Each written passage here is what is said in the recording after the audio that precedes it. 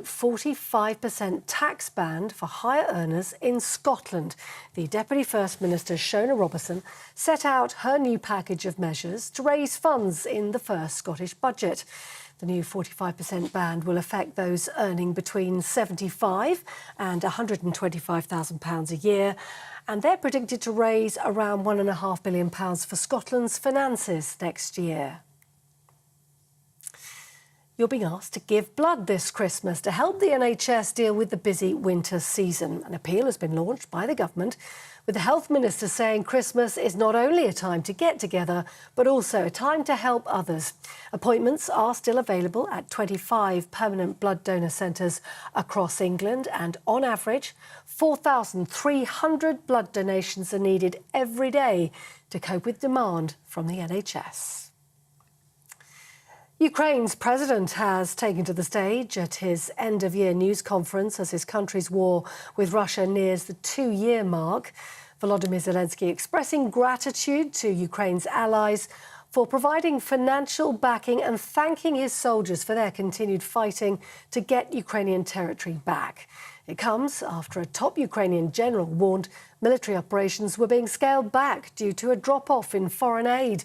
But Zelensky said Russia had failed to secure victory and welcomed the decision to open EU membership talks with Ukraine. Just lastly, Iceland's Met Office has warned there could be possible gas pollution later on tonight or tomorrow morning after a large volcano in the southwest of the country erupted last night. Let's show you live pictures, if you're watching on television that is, of the lava continuing to bubble and burst out of a 2.5-mile-long fissure in the Earth's surface in the southwest of Iceland. The government there saying it doesn't pose a direct threat to life. Nearby towns have been evacuated, but there are some flight delays, and they warn curious sightseers must stay away. That's the news on GB News across the UK on TV, in your car, on digital radio and on your smart speaker by saying play GB News. This is Britain's news channel.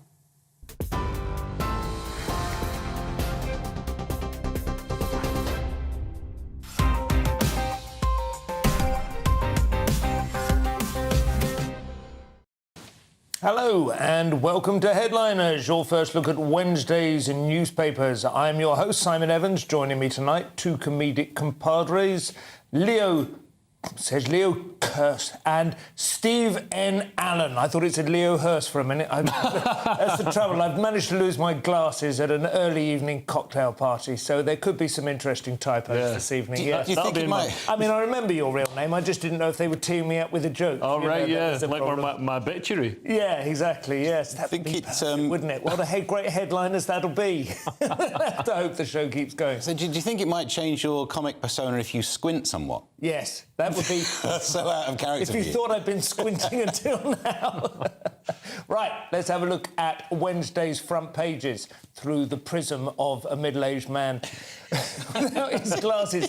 Daily Mail, I'm actually going to read them from the newspapers. Kemi, teaching children you can be born in the wrong body is harmful. Extraordinary that such a headline needs saying. The Guardian, pressure on Israel rises as Gaza deaths near 20,000.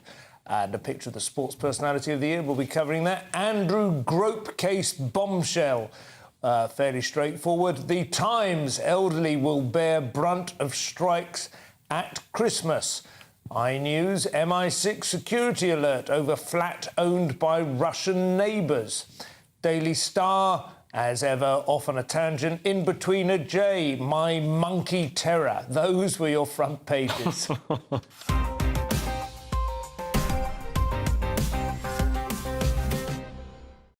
So, Leo, I will ask you as ever what's on the cover of the Telegraph, but with more urgency than usual, as I genuinely can't see.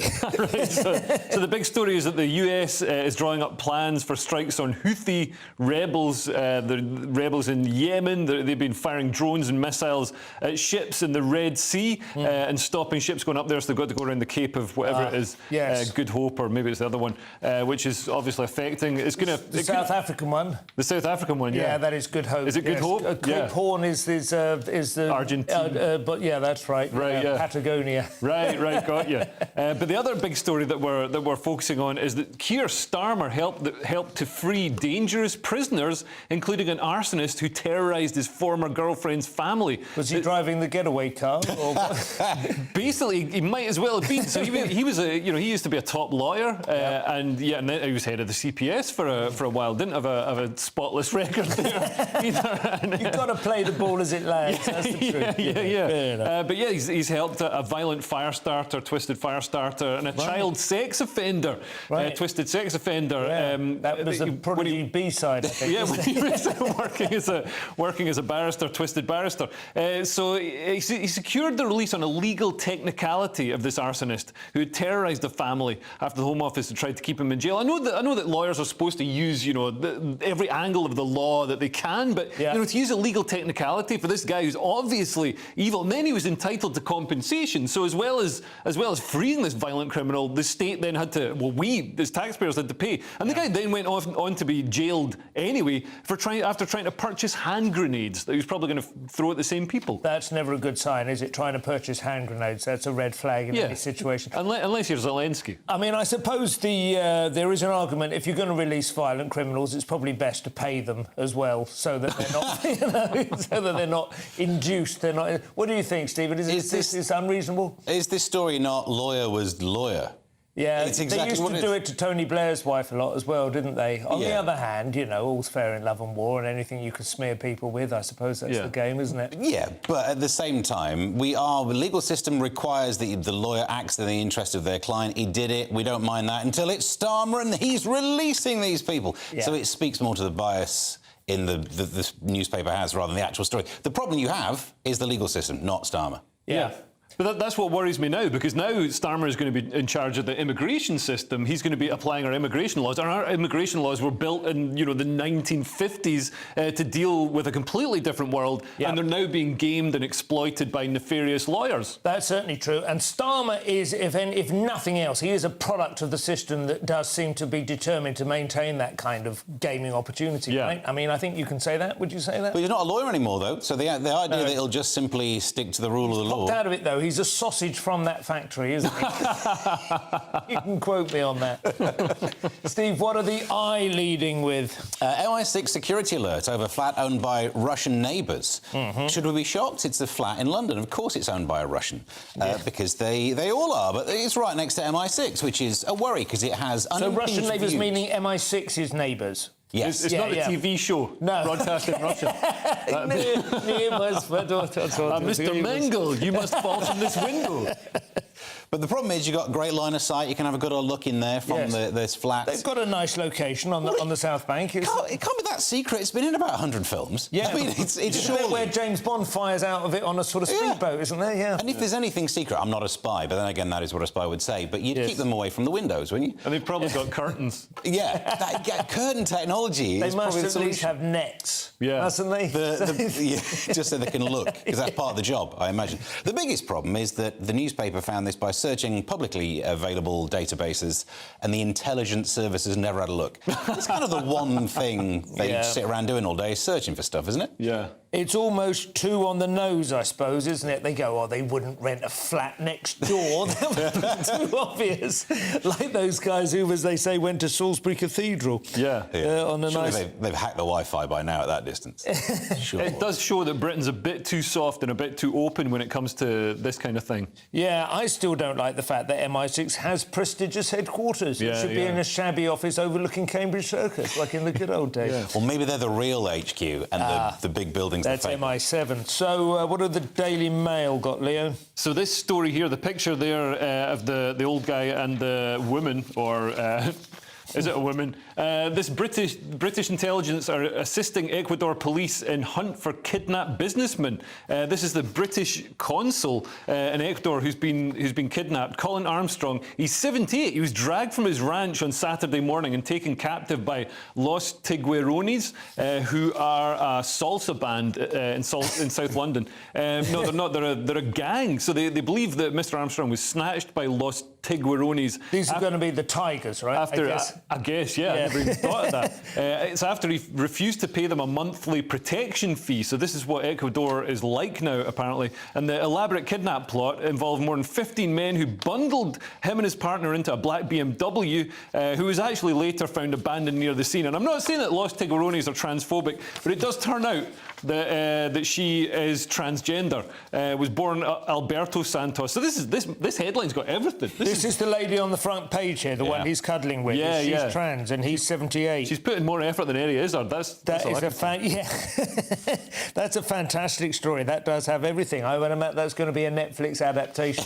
They wouldn't even need to crowbar in a transgender character. Exactly. There's already one there. The question will be whether they cast trans. Maybe they cast female. Maybe they just cast a bloke. They just got to keep it to the one to the left. Poor old Eddie didn't get his. He didn't get the Brighton MP slot, by the way. Very sorry about that. Yeah, your neck of the woods. Yeah, absolutely. He was willing to make it his main home. Where do you think he's going to go for next? Mark Drakeford? Is that he's going to slot in behind there? I think he could be very plausibly Welsh. He is so good at coming up with backstories. Let's finish off with the Times. Many things on the front page, but it's the picture, really. This is about Sports Personality of the Year. I know it's an old joke, but I love it. It's called Sports Personality, and none of these people do. No. Which tends to be... But it's England Although goalkeeper. she is partly well known for swearing very visibly during a key match, wasn't she? So she has a bit of... That's often what stands for personality. Swearing, yeah. No, I mean, she's actually got the interesting backstory, but about the kit not being sold. Right. Whoever was making the kit, was it Nike? Or Nike, whatever you call it? They went for... You could buy all of them, but not the goalkeeper. And then she played a blinder during I don't follow sports. She did save a penalty. I was sitting... It was during the Edinburgh Festival. I was sitting in the I didn't know she played for the Edinburgh Festival. Yeah, they was on a Sunday morning and they had it up on a big screen. I do remember watching it, but otherwise... And then they missed out because they would have sold some good kits. Yeah. But, I mean, she won... But we didn't win, did we? We didn't win the World Cup. Again, did we? Sport, no, really... We didn't. We lost in the final. Oh, right. Because I did hear, I was all excited. I was like, England is doing well in the World Cup. And then I found out it's the Women's World Cup. And I was like, that's not the same. And it has been, I think, a lioness 2 years in a row now, hasn't it? Who's won it? Which kind of feels a bit like the fix is in, doesn't it? And before that, it was Emma Raducanu. Oh, right. So, yeah, I think we're seeing the tail end of, like, no white men. Poor old Ronnie O'Sullivan. I mean, he's a member of all kinds of minorities and marginalised people, isn't he? But to be fair, some sympathy here, because the picture that they've gone with on the front of the Times, she's clearly just been wedged. So it's not that easy being a sports personality. That is a pretty extraordinary outfit, isn't it? She needs to decide whether she's going out or staying in. Yeah. I don't know. It smacks of OnlyFans to me. And actually, the bottom half almost looks as if it's been coloured in with a Sharpie. That's enough. We cannot. We need the Times to remain on the bottom shelf. This is like the Saudi Arabian TV version. Right, that's enough of the front pages. Coming up, we've got junior doctors hate old people, the SNP hate rich people, Sadiq Khan hates Londoners. What's new? We'll find out after the break. Good afternoon, Britain. Good afternoon, Britain. Join us, Tom and Emily, To find out what's happening in the heart of Westminster. and why it matters to you. Weekdays from midday, we bring you the most compelling stories from across the United Kingdom. And from your doorstep to our inbox, That's right, we want to hear from you, GB News. Britain's news channel. Wake up to the headlines with Headliners every morning at 5 a.m. We treat you to the day's biggest stories before anyone else, 7 days a week. You can catch up on everything you need to know before you've even had your kippers. Headliners every morning at 5 a.m, only on GB News, the People's Channel, Britain's news channel. GB News, unlike other broadcasters, isn't obsessed with the London-Westminster bubble. We think there's a nation beyond the M25, and that's why we talk about the issues that matter across the land. Join me on State of the Nation, 8 to 9 o'clock, Monday to Thursday, on GB News. Daisy's listening, and you should too. In the GB Newsroom, we bring you the news as it happens. With our team of dedicated journalists across the UK, we're ready to give you accurate reporting every day. When the news breaks, we'll be there with bulletins on GB News, the People's Channel, Britain's news channel. Big news, big debates, big opinion. Patrick Christie's Tonight is the week's biggest show. Every weekday, 9 to 11 p.m, we've got the inside track on the day's top stories. There'll be sharp takes you won't get anywhere else. We will set the news agenda, not just follow it, and I want to bring you along for the ride. Whatever it is, we'll have our finger on the pulse. It's news, but it's this close to entertainment. Patrick Christie's Tonight, 9 to 11 p.m, only on GB News, the People's Channel, Britain's news channel. Your weekend starts here with Friday Night Live with me, Mark Dolan, 8 till 9 on GB News. Big stories, big guests and big laughs as we get you ready for a cracking weekend. That's Friday Night Live with Mark Dolan, Fridays 8 till 9 on GB News. Bring your own drinks, the admission's free. Tired of the usual focus-tested, pre-prepared Westminster runaround? Well, so am I. So you want higher taxes? Is your department to blame for this? Are you rethinking this policy? Every Sunday at 9:30, I'll be sitting down with those in power to get the truth about the issues affecting you. Let's be honest, we've known about the cost pressures of this project for years, not months. That's the Camilla Tominey Show, a politics show with personality. On GB News, the People's Channel, Britain's news channel. I'm Andrew Doyle.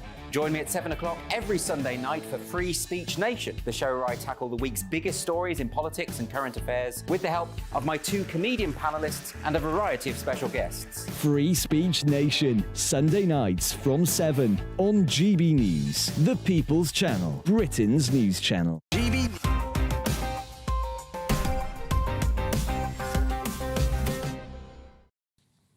And welcome back to Headliners, where we will have some fun with tomorrow's newspapers today. I'm Simon Evans. Still here with me are Leo Luscious Lips Curse, Steve Normal Lips, and Alan. I would think that's unfair, to be honest. Yeah. I think you're pretty equally endowed in the lip department. Anyway, Leo, good news for those of us on tenterhooks for the coming clash of the Titans in The Independent. So Rishi Sunak has confirmed that the next general election will be in 2024, ruling out the prospect of a January 2025 contest, which is the furthest. That's the last possible date you could possibly do. But obviously, it's not going to happen in January 2025 because then they'd be campaigning throughout Christmas. Yeah. Can you imagine how much we'd all hate everyone if they ruined Christmas Change with the that? King's Speech would have to be a political broadcast. Yeah. I think... And also it would look desperate, wouldn't it? It would look desperate. Yeah, like clinging on to the fingernails instead they of are desperate, come on. Yeah. And there is that thing that, the longer he waits, because, Starmer's got such a lead at the moment, it's like 21 points or something, so the longer he waits, the more chance something could happen. You never know in politics. But I think he's going to try and time the election with inflation and interest rates coming down, maybe in autumn next year. But it's not going to make any difference. I think I don't think it is. I mean, he would have to have a massive overhaul of the tax system for a start. I mean, everyone is really feeling the squeeze at the moment. The only thing I think he could do would be go a bit earlier still and try and get in on the good weather. I mean, that's the one thing. Look at this nice weather we brought you. But the reason is because the old folk do tend to vote Tory regardless of what's actually happened. They have a sort of... They are like oil tankers. It takes quite a long time for them to turn around and register change. So don't let there be another cold winter because it might trim off a few of their base. Exactly. Or they just don't go out. They won't go out. I mean, that is reasonable when you're 87 and there's a cold November wind blowing. Yeah. I mean, in terms of the 5 pledges, his key priorities, there's only one of them that he's not in charge of, which is inflation. That just kind of happens without him, and certainly the Bank of England have more say in it, and that's the only one he's doing well at the moment. So I'm not sure going now would work. There's also, you're right about the inflation, but if he does it in May, we will then have had another set of immigration figures that will be impacted by the promise of changing the migration rules. So when we sat here going, well, people will get married, people will move here quicker, we're about to see a massive spike in net migration just before we go to the polls. Another massive spike. People who know more than I do are saying that's what to expect. So I don't know if that looks bad for the Tories, look how you failed, or they'll then promise, look at this big number, we'll get it down, Starmer won't. Do you think, I mean, at this point, Rishi Sunak must have been considering his options, and he has plenty of them. I mean, assuming the Tories do leave, he will basically leave, won't he? I mean, he will certainly resign from Prime Minister, and then I would imagine he will go and take up a job with Goldman Sachs again or whatever. It'll be Elon Musk. The interview that he did with Elon Musk was more of a job interview where our Prime Minister was asking for a job, please. Yeah, similar to the one that Nick with Facebook. Yeah. OK, let's have a look at the Times now. Miserable news from them as well. Junior doctors still hanging in there for a traditional NHS Christmas. Yes, elderly patients at risk in junior doctors' Christmas strike. This is unfortunate because there's no way the government could give in, because I take the argument the doctors have had a bad time in terms of sub-inflation pay increases over the last decade. Yep. There's no way a 30% is going to be given. Other parts of the NHS have settled for less, which Rishi Sunak's been saying, which means if you give 30% to junior doctors, they'll go back on strike again. Yeah. There's no way even Starmer could do this when eventually he gets the job. Why not do a strike not over Christmas, though? I reckon you could get more headlines if you said, we're upset, we're striking on a day when no one's going to be impacted, or we're striking and turning up. Quite often these strikes are about getting people to talk about the issue. You could get more newspaper coverage by not doing it 3 days before Christmas, a few days afterwards, at a time when people fall over, get drunk and get ill. You don't look good. No, I tend to agree with that, but it's odd, isn't it, how people don't tend to do things that would provide them with good PR. It's extraordinary. Yeah. It's been a kind of real trend lately. Yeah, look at ISIS and people like that. There's so many people they could go after, and we'd be like, no, you got a point there. You know what I mean? Instead, they do like the most vulnerable, children and stuff like that. The most people who shouldn't be killed. But yeah, I think it's ironic that we had a lockdown. A lot of the problems in the NHS, the excess strain on the NHS and the lack of funding that we can put into the NHS is because of lockdown, which was to save old people. And now the junior doctors are going to let them die anyway. It's horrific. And the figures have been really bad, haven't they, over the last couple of years, of lots of excess deaths and so on, as anticipated. No great surprise. Leo, take us north of the border with the Telegraph, where the SNP are determined to soak the rich and indeed even the remotely solvent. Not there's many of them in Scotland. So the Scottish National Party are going to hit high and middle earners with a triple tax hike. It's insane. There's going to be a new 45p band on salaries above £75,000. But that's not all. They're also increasing the top rate of tax in Scotland by 1p to 48p. And that's 3p in the pound higher than the top rate in England. So if you are working in Scotland, try and get registered, buy a flat in Northumberland and just get registered that you're living there. And in the largest tax grab of all, there's going to be a £307 million stealth tax. They're going to freeze the salary threshold for the 42p tax rate instead of increasing it with inflation. So then more people, as wages rise with inflation, they'll get drawn into that trap. And they've got 6 rates, whereas England's only got 3 rates, so it's overly complicated. Scotland is going to have an effective tax rate of nearly 70%, 69.5%, which is just insane. There's no incentive for anybody, any high earner, to go out and do that extra work, do extra shifts, go and do an extra gig, do a corporate or whatever. It's ridiculous. It stifles the economy. You know how we put taxes on cigarettes to stop people smoking? The SNP are putting taxes on working. What's that going to do for work? We need, especially the richest in society, we need them to work. The rich, because they're the most productive. Yeah, absolutely right. And especially, as you say, given that there is effectively no border, so it would be perfectly trivial to just live the other side of it and carry on working and coming into Edinburgh or whatever. And give some pushback if you like. Yeah. Of course they should pay more tax. They get free universities, the prescriptions are free. Maybe the Scottish should be taxable. They should probably have a slightly higher tax rate across the board. But this does seem to be punitive, as you say, on the higher... It's also the timing that doesn't work, because it's easy to make the argument of lower tax brings in actual more tax. That can't be a linear relationship, because zero tax brings in none and 100% brings in none. So there's some sort of curve. You've got to try and work out where the maximum is of that, and there'll be other factors to do with GDP and whatever. But right now, it's the biggest tax burden we've had since the Second World War. That's the catchphrase people throw around. So probably and that's adding in England, to it. So that's, So adding to it might not be the thing to do right now. I would think not.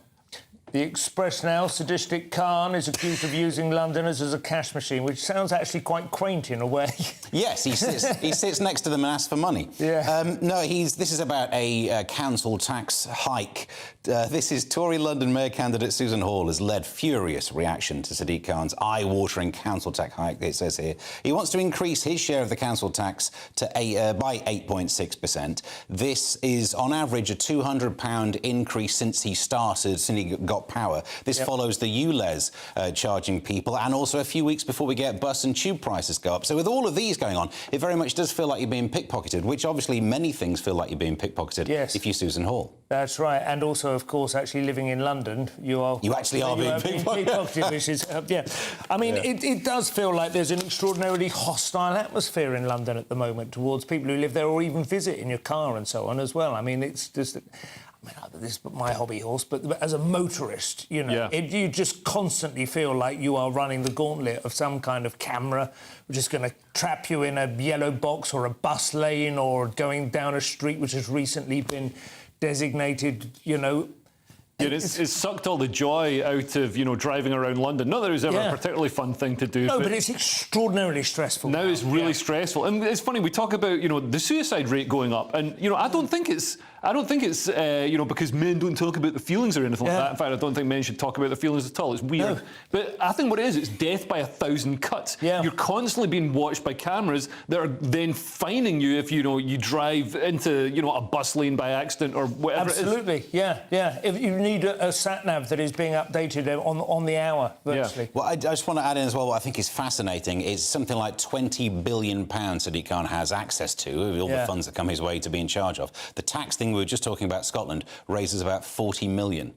Wow. So... Not 307 million for the... But just the increase based on that, the increase that they're bringing in, because it says in the article there aren't that many rich people who will be paying it. They'll get extra 40 million from that. Yeah, and especially not after they bring it in. But the council tax hike, I can't remember what it was, 70% has gone up over the course of, is it of his term? 70% increase in council tax? If that was the £200, on average. I mean, that is pretty painful That's as well, insane. you know, And you're not getting the services for it either. And nor have people seen their house prices go up that much, which often offsets it psychologically. You kind of, you know, grind your teeth when we're doing OK, but actually it's not been that great to be a homeowner now. The Sun now, Leo, it sounds like finally we're going to get to see the most notorious Christmas card list of recent years. So Jeffrey Epstein's 177 high-profile pals are to be named in Prince Andrew accuser lawsuit as papers are unsealed in 2024. Apparently it's going to happen in January the 2nd next year. So this American judge, Loretta Preska, has asked for these names to be unsealed, ordered the unsealing of hundreds of files. So she's obviously going to hang herself over Christmas. I've seen these names, by the way. They circulated online shortly afterwards. Well, that was the black book, but I think this is a separate. Oh, is it? Sorry. Okay, thing, So what are these people?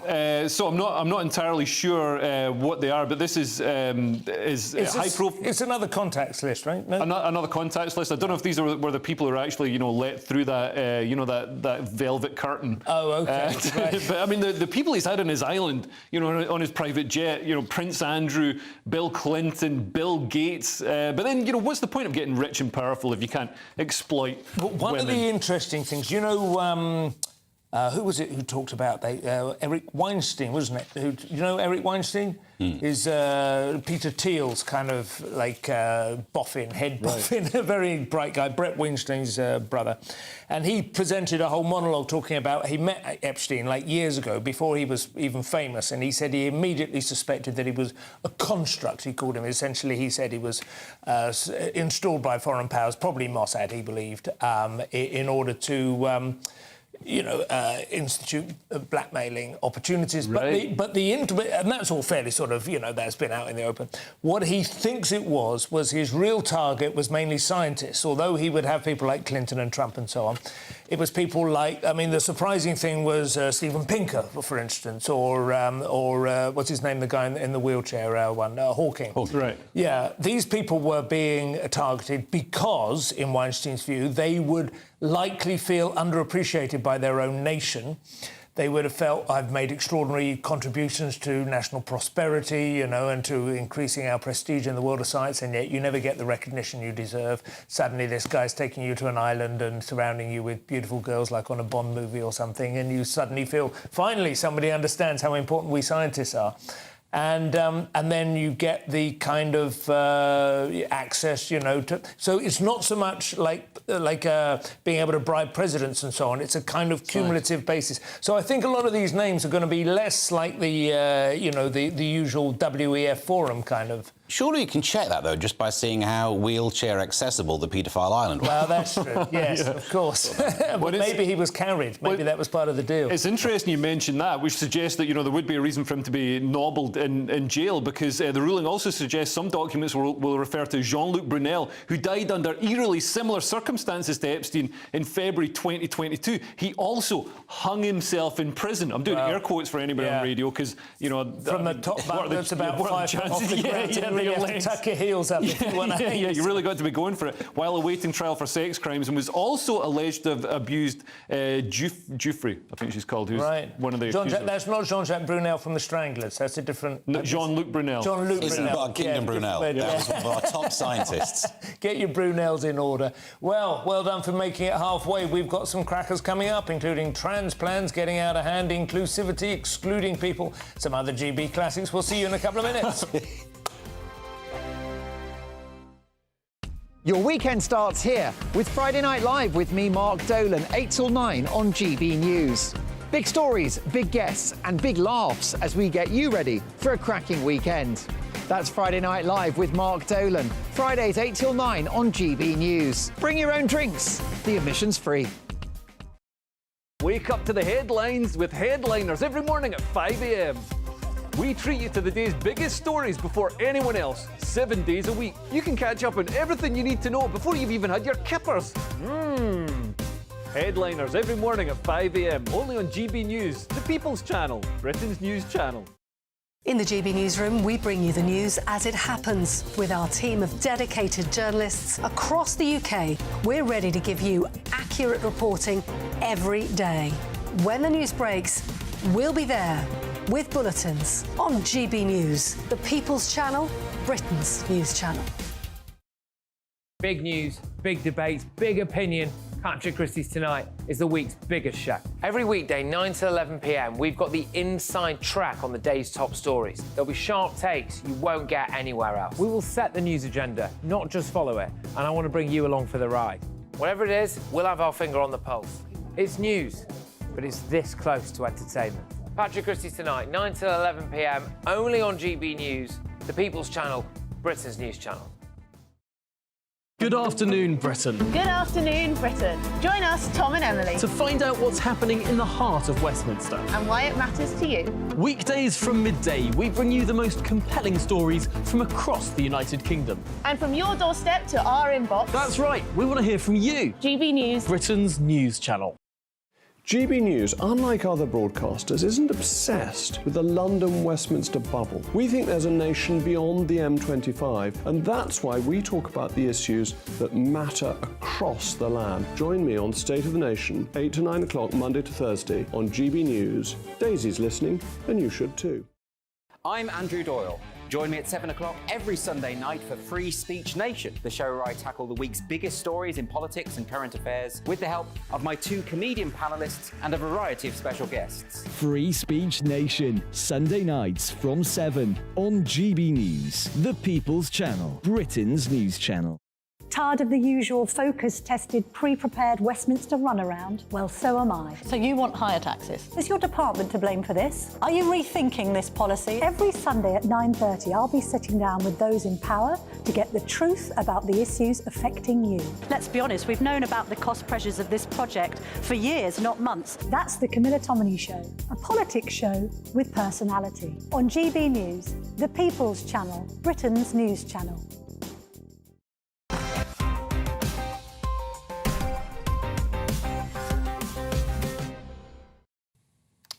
Welcome back to Headliners. Steve, we will kick off this half with the Daily Mail, who are warning that things are coming to a head between schools and parents over who actually owns children.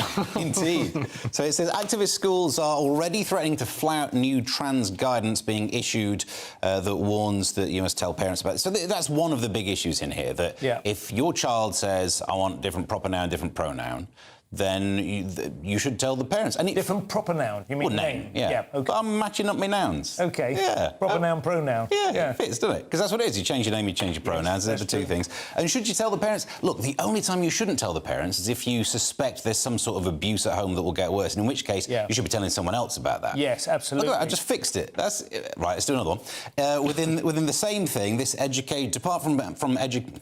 Department for Education Information, guidance as it is, says there should be a presumption against children changing gender at school. But later in the article it says, unless it's an exceptional circumstance. This is actually what we're talking about. This is a circumstance where, mathematically at least, it's exceptional. That's just solved another one. So I think, actually, it's... I can't believe, after years of discussing this, I've managed to put some sense in this story. You've just dissolved all the knots. Yeah. You haven't even had to cut them. Yeah, the gender ideology stuff, it really worries me. Not just because I've got a kid, but, like, just the way gender ideologists work in school. It just sounds like, they sound a bit like, you know, Jimmy Savile. They're all like, oh, this is our little secret between you and me. Don't tell your parents, all that kind of stuff. And also they're saying, you know, the next step, is they're saying if the kids can consent to transitioning, well, what else can they consent to? So the whole thing, like, is just weird. Like, weird people with green hair go into schools and drive a wedge between parents and children. Like, I don't know, I'm not saying we need to, like, you know, put them on a fire or something, but, like, definitely keep them out of schools. I do think there's a difference in this country compared to some parts of America, and I know that whole kind of libs of Tik Tok thing where you see some kind of, as you say, genuinely green-haired, pierced septum kind of whatever, teachers that are kind of going, yeah, I'm going to groom your kids. I mean, I think the guy who's in, Kevin Sexton, executive head teacher of Chesterfield High School, I suspect if we were to encounter him, he would strike us as a sort of normal, reasonably sane individual. They're the more sinister, scary well, they ones. are in a way, but I do remember something that stayed with me from early days of lockdown when there was a Zoom discussion among teachers and head teachers and department teachers and so on, which somehow got leaked and got shared online, where they were discussing the problem that because kids were now going to be at home and going to be e-schooled online on laptops, their parents would get to see what it was they were saying to them. Right. I mean, they literally said that, you know, and this is going to be a problem and how are we going to work around it, you know. And I think part of it was possibly that they were worried that they were teaching English history in a way that they thought was more balanced and fair and decolonising. Yeah, it wasn't necessarily about grooming or about trans, you know.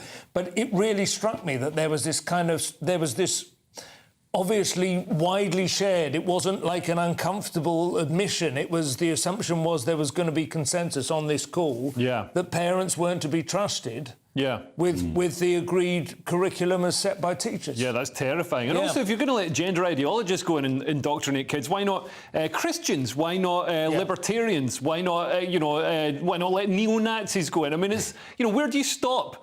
I think we have, you know, exposed a bit of a culture under a rock, haven't we? Yeah. Telegraph now, Leo, an all too familiar bit of Weasley evasion in the dismal world of employment tribunals now. Yeah, so wanting to hire fewer white men for a job is not discrimination, according to an employment tribunal. I'd like to point out that this employment tribunal took place in 2023 and not in 2025, by which case these people will be facing some sort of Nuremberg trial for their obvious discrimination and anti-white racism. So this employment tribunal dismissed an unsuccessful job seeker's claim that he was rejected because he was a white man. But I don't understand how.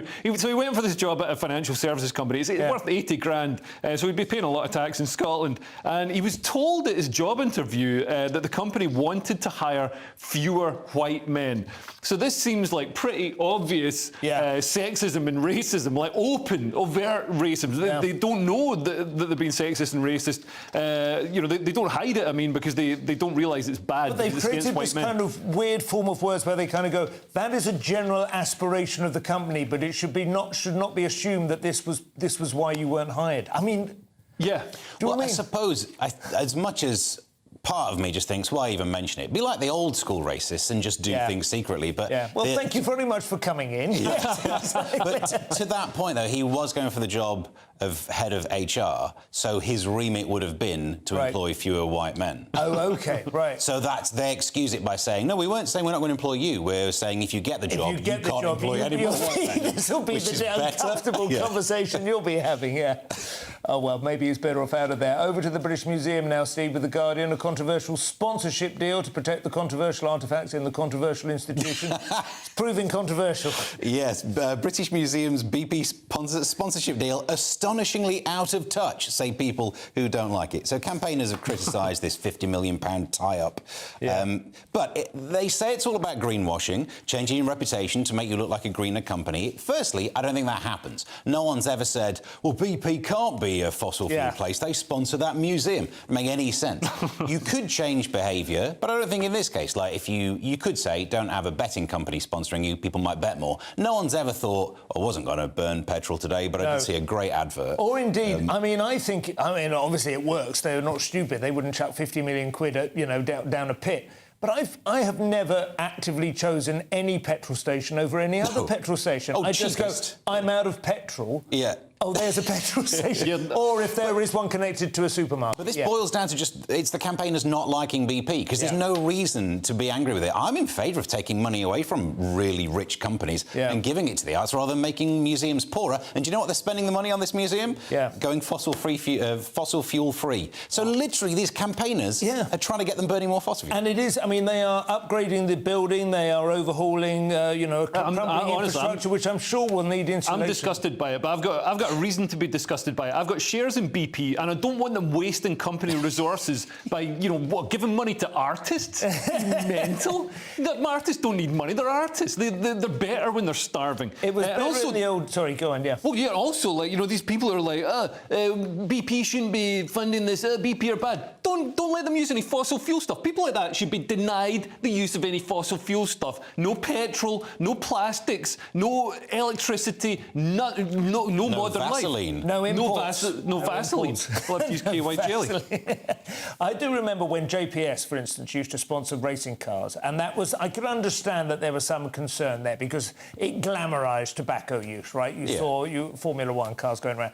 This seems to be like completely off the other end of the scale, doesn't it? That's the thing about behaviour. Like, you see enough smoking adverts, you might smoke, but no one's going to be, I think I'll drive worse. Yeah.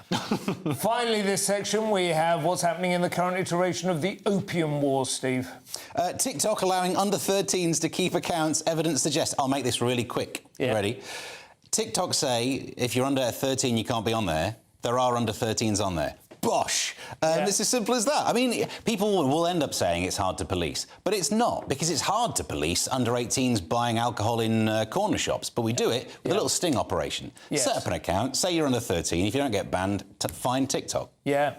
Bosh! I'm solving them left, right and centre. Get rid of TikTok, absolutely. It's digital. Not me wasting money on digital content on there that nobody watches. It's digital fentanyl. And you shouldn't be putting content on it. But they say, so the moderators say that they've got these loopholes that they've come up with themselves. The regulators haven't come up with them. They say if a parent is in the background of a seemingly underage video, then they can allow it, sort of like the teachers' rule.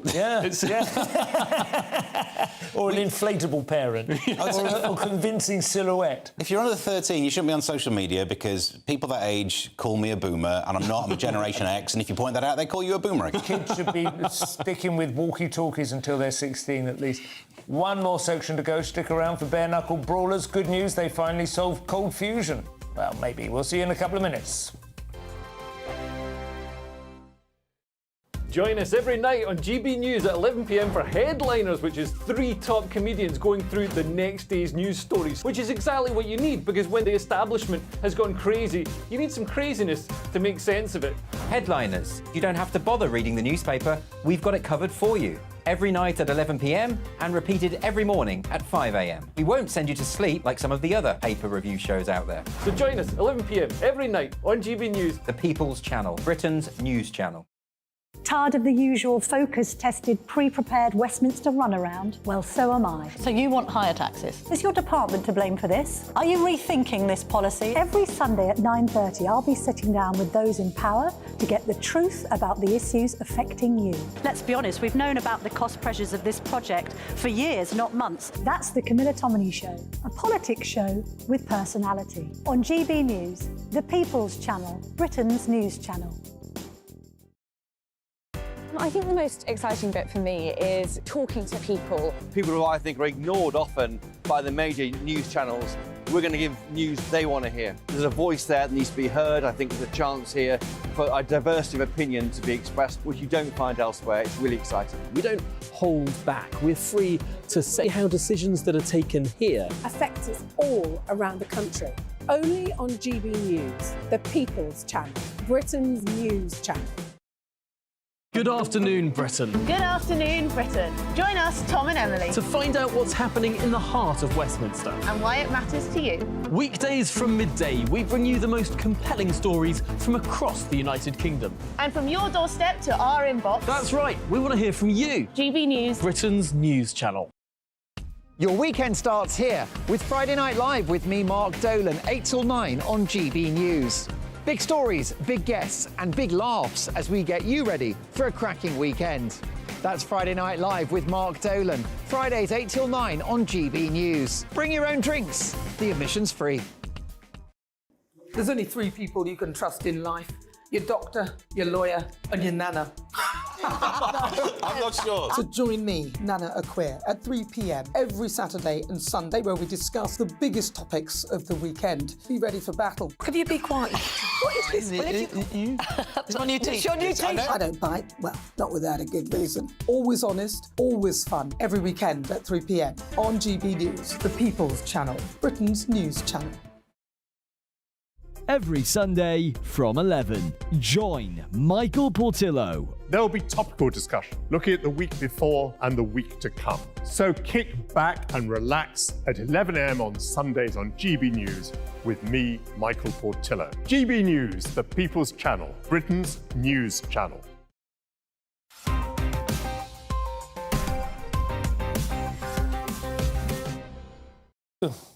Welcome back to Headliners. For the final section, this is where it gets feisty. We jump back in with the Daily Star now and a story about a female bare-knuckle fighter. I'm more of a moose-knuckle man, personally. But... Leah. God's sake. So, yeah, I'm a female bare-knuckle fighter. I punch concrete slabs to train, but men still think I'm soft. But enough about me. There's this story. Dani Ashfield, 32. She recently signed a pro contract, so she's doing really well at the bare-knuckle boxing. Is that pro? Actually pro? That's a thing, Fighting for money. In bare-knuckle, I thought it was sort of barely legal bare-knuckle boxing. It's now it's not barely legal. Really? It's fully professional, covered. What about bear baiting? Amazing. There's definitely something's illegal. Bear baiting boxing. But yeah, she took up bare knuckle fighting after her autism prevented her from being able to wear boxing gloves. I didn't realise autism could affect your hands like that. No, that's extraordinary. What Yeah. is she? Is it like a kind of claustrophobia or something? Yeah, Is it? Yeah, not being able to see her hands caused her anguish. So if they'd made transparent boxing gloves, she'd have been all right. Yeah. Like just big bubbles. Yeah, and she's fine with her gloves smashing into somebody's face. So she Nobody wants. said it's rational. She wants more women to take up bare knuckle fighting. I mean, I'm not sure. Yeah, just wait a decade, I'd say. I don't know. That will be because they're going to be struggling to get another lioness to win Sports Personality of the Year next year, but maybe a female bare knuckle boxer. Are you interested in this kind of stuff? Well, I mean, again, it's a sport, but it's not even in defence of men. I know the manly brain, so when I see this story saying that she punches concrete slabs, my brain just goes, what's your mix between cement and sand? Yeah. Because that's where the tensile strength comes from. Yeah. Although in the article, she actually just says she goes and punches it, but she doesn't break it. Do you think it's sort of East European 1986 kind of concrete? I think this is the rack in schools. Right. I could win that fight. I'd go around schools and punch them. That's what I do in my spare time. Back to the Daily Mail now. It turns out monkeys give in to peer pressure and they didn't even play their own instruments. Monkeys succumb to peer pressure just like human study finds, which is why they smoke so much. No, that's can't be it. It says in the article, giving in to your friends nagging for just one more drink at the Christmas party might not just be a human thing. Bear that in mind when we realise this is research that finds that social animals are social. Another useful grant. If a monkey moved from one group, it acts more like the second group to try and blend in. And again, stop using that as an example of why you stayed around at a Christmas party and got drunk too late. Yeah. That's obvious. You don't want to be beaten up by other monkeys, so you blend in.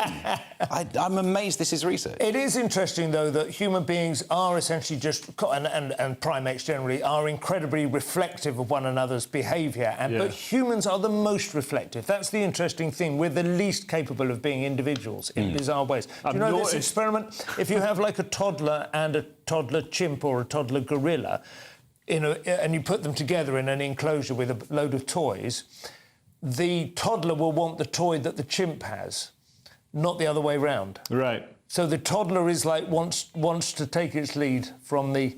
Yeah, it's quite weird. And they do that. There's that experiment where they'll get 20 people in a room and one person's not in it, and everybody will refer to like a mug as a spoon, and then that person will call it a spoon as well, because humans are just simpletons. They're cowards, aren't they? Well, if you're the kind of human who puts your toddler in a cage with a chimp... You have to get ready to get it out quickly, R.I.P. Harambe. Buzz Lightyear. The arms come off. On to the Daily Star, and apparently lots of us will use our phones while eating Christmas dinner. I prefer the traditional knife and fork, but, you know. In Turkey and TikTok, half of us will use the phone. I hate people who get upset about phone use, because if you are not as interesting as the phone, expect people to look at the phone. It's honestly, stop guilting people into having interaction. Phones are fun. We have to do this, my wife and I, to have a conversation now. We did it literally last night in the kitchen. We were sort of talking to each other and we were sort of checking out, just scrolling through our phones. And I said, you know, OK, 1, 2, 3, phones down. And very quickly the conversation picked up and we had a meaningful, you know...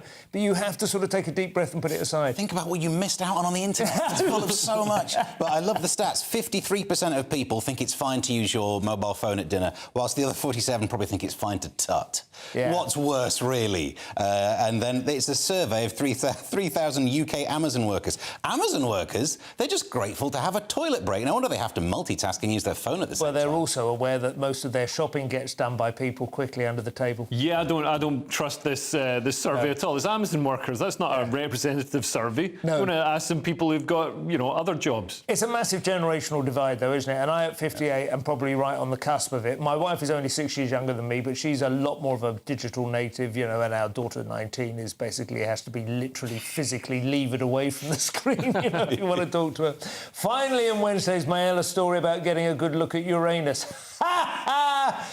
Dreadful gag, and I've done live at the Apollo twice, for God's sake. Anyway. When it was good as well. Yeah, that's right. So see Uranus like never before. NASA releases a stunning photo of Uranus showing its rings, pubic hair, and tag nuts in incredible details. So the funny thing about Uranus is that the actual story of Uranus is vastly more offensive, vulgar, crude.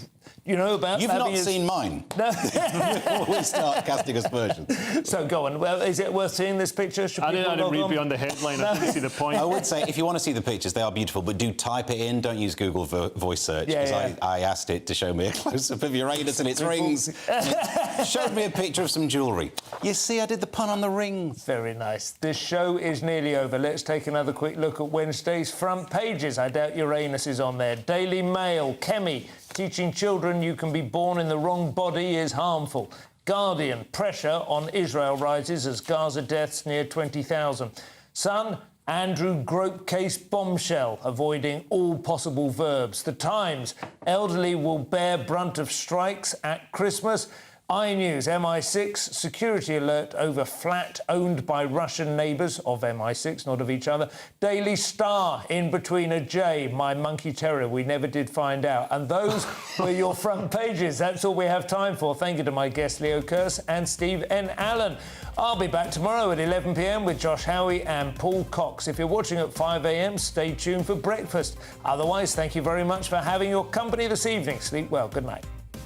A brighter outlook with Box Solar, sponsors of weather on GB News.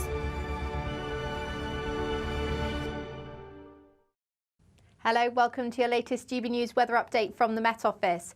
Rain will continue to clear through this evening, bringing many of us clearer skies over night tonight. That's because we've seen a cold front sweep southeastwards across the country. That's clearing off tonight, and behind it we see this brisk northwesterly wind direction developing for the rest of the week. That will bring a swathe of showers to parts of Northern Ireland, much of Scotland and into Northern England and North Wales by the end of the night. These could fall as snow over the hills of Scotland for a time. Further east, though, it will stay dry and clear for much of the night, and that will allow temperatures to fall away. It will be a colder night than last night here, with a risk of grass frost by tomorrow morning. And across eastern areas, the morning will be much brighter than this morning tomorrow. However, the cloud will thicken towards lunchtime as a warm front arrives from the northwest. That will introduce quite a lot of persistent drizzly rain to western areas as well as hills and some quite dull cloud. Temperatures will rise as a result though, so it will be a milder afternoon tomorrow afternoon. However, the winds will strengthen as well, so it will turn quite windy.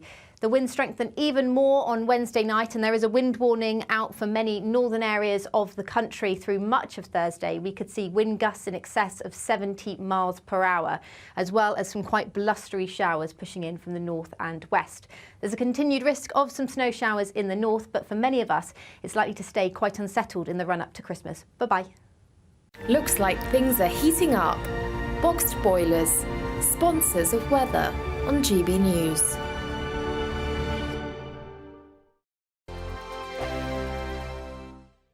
What you get for breakfast is something that, if we do our jobs right, you will wake up to news that you didn't know the night before. It's a conversation. It's not just me and Eamon. We want to get to know you, and we want you to get to know us. From 6, it's Breakfast with Eamon and Isabel. Monday to Thursdays on GB News, Britain's news channel. Have a great Saturday night with me, Leo Curse, on this Saturday Night Showdown. It's a crazy world out there, so come and make fun of it with me, my panel of comedians, and a couple of people who actually know what they're talking about. This Saturday Night Showdown is your front row ticket to the clown show every Saturday, only on GB News, the People's Channel, Britain's news channel. Your weekend starts here with Friday Night Live with me, Mark Dolan, 8 till 9 on GB News. Big stories, big guests and big laughs as we get you ready for a cracking weekend. That's Friday Night Live with Mark Dolan, Fridays 8 till 9 on GB News. Bring your own drinks, the admission's free. Now then, Lee Anderson here. Join me on GB News on my show, The Real World, every Friday at 7 p.m. I'm not eating bloody cat. Are you Delicious. mental? Open your mouth. OK, here comes a train. Reminds me of the scene in Singing in the Rain. Adam, is that a good one? Whoa! Join me at 7 on GB News, Britain's news channel. Good afternoon, Britain. Good afternoon, Britain. Join us, Tom and Emily, To find out what's happening in the heart of Westminster. and why it matters to you. Weekdays from midday, we bring you the most compelling stories from across the United Kingdom. And from your doorstep to our inbox. That's right, we want to hear from you. GB News, Britain's news channel. I'm Andrew Doyle. Join me at 7